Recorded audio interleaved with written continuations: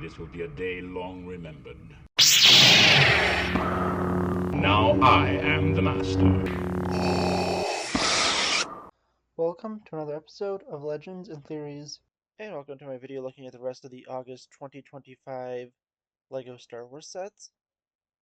And it's mainly Revenge of the Sith sets with a few Return of the Jedi ones, but yeah, honestly, it's pretty interesting to look at, and let's start off with them from kind of the smallest to biggest, since they're all pretty decently interesting. The smallest of these is the Rebuild the Galaxy Snowspeeder, and honestly, it's an interesting set. It has some cool things, including the first orange lightsaber actually used for as a lightsaber. I do know it was used in other sets. I don't remember which ones, but I remember I got them for the Baylan and Shin minifigures from Ahsoka. It also includes this pretty cool Duro character. I'm not sure if it's supposed to be a Jedi or not. And there's an interestingly designed snowspeeder. This is like the second original Giant Snow Speeder by Lego, because I do remember they had a Sand Speeder like maybe 6, 7 years ago. And yeah, honestly, it's cool. It includes also a Stap Speeder, and it's a decently interesting build, but that's really all I have to say about this one. Up next is 327 Starcore Battle Pack, and yeah, this is extremely overpriced. But you get some really cool figures in this. And this is probably like, just looking at it, it's probably like a $20 set at the most, and this is $45. So honestly, while I do want to get this, I'm probably gonna wait to find this on sale at somewhere like probably Target or Walmart, because this is just not worth it for how much they're charging at retail price.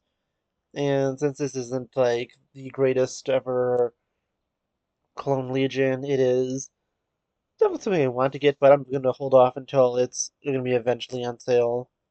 Up next is Jango Fett Slave 1, and honestly, it's interesting. You get the same Boba Fett from that last Slave 1 from earlier this year, almost the same Jango Fett minus the arm printing, and I believe it was Lama Stu, the Prime Minister of Kamino. Yeah, honestly, yeah, it's a pretty interesting set, and it's definitely a better way for someone to get a Slave 1 if they of Jango Fett's if they didn't buy or didn't want to buy the UCS one from earlier this year. And yeah, honestly, it's pretty interesting. I'm not sure if I'm gonna get this one. There's a chance I might be able to get the other one for a discounted price. So I'm not fully sure which one I'm gonna do, because there's gonna be other stuff. It's through someone that works at the Lego store, and there's another bigger set I'm thinking of, but well, you'll have to learn about that eventually when I do make the decision. But yeah, it's an interesting set, and it's really good to have it in a smaller form. And even if I don't get them specifically, I'll get the Llama Stu figure to go alongside the other one of Tan Wee from the one like 2, maybe 3 years ago, which is still being sold. So if you wanted to, you could get both Obi-Wan Jedi Starfighter and Jango Fett Slave One to be able to recreate scenes from Attack of the Clones. Up next is the Clone Wars V19, and honestly, this is really cool.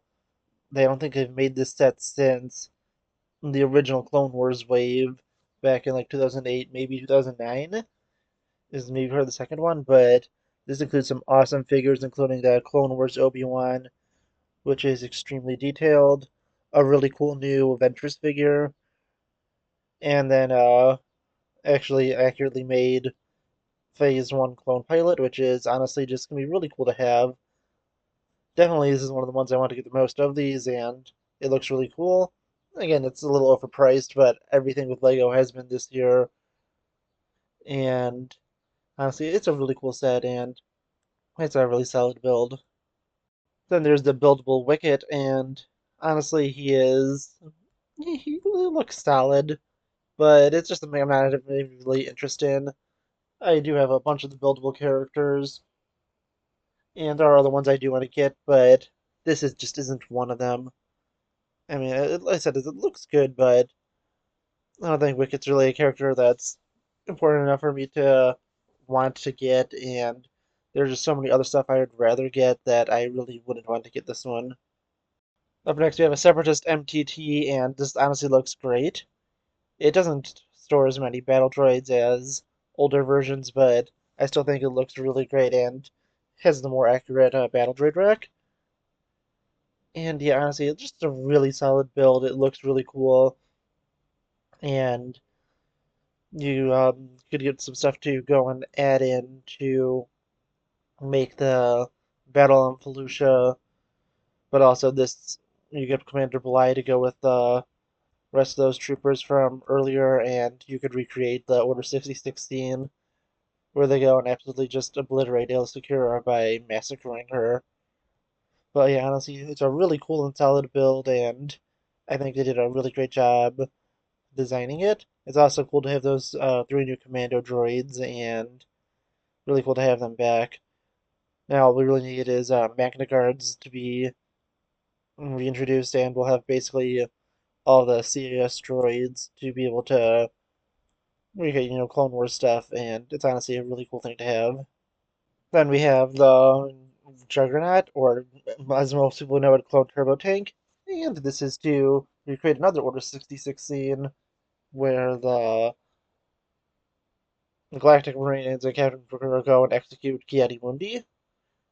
And yeah, honestly, it's really cool to have this in a new set that you can buy since these are always expensive sets. I wanted a turbo tank for a while, but just haven't been willing to put the money into buying any of the older ones. And it's definitely going to be great to have. And it would really go and complete out my Republic military since there is no way I'm buying that dropship with AT-OT because that set is like extremely, extremely expensive. But yeah, it looks pretty cool and has a bunch of new molded pieces, which I guess could also justify it being little more expensive than it should be because the helmets here are all completely new molds, so it's at least justifies a little more than some of these other ones who have a more expensive price. Finally, there's this ATST, and honestly, yeah, it's pretty cool. It's not in minifigure scale, and it's essentially a UCS set.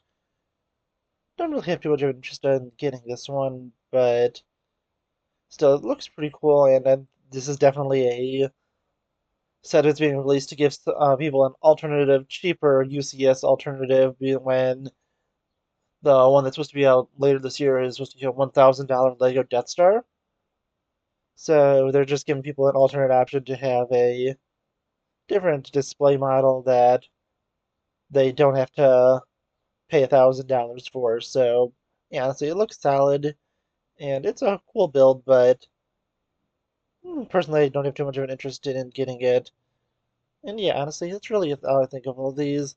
I want to know what you think. Yeah, these are all basically all overpriced, and it's basically, from what I can understand, all because of the tariffs. But yeah, honestly, it is. It's definitely interesting to see all these, and I'm interested in at least getting most of the Revenge of the Sith and Clone Wars ones. But yeah, honestly, I want to know what you think. Please leave me in the comments, and I'll see you in the next episode of Legends and Theories. Thank you for watching this episode of Legends and Theories. Please subscribe, like the video, share the video, leave a comment, check out the video on screen, and may the Force be with you.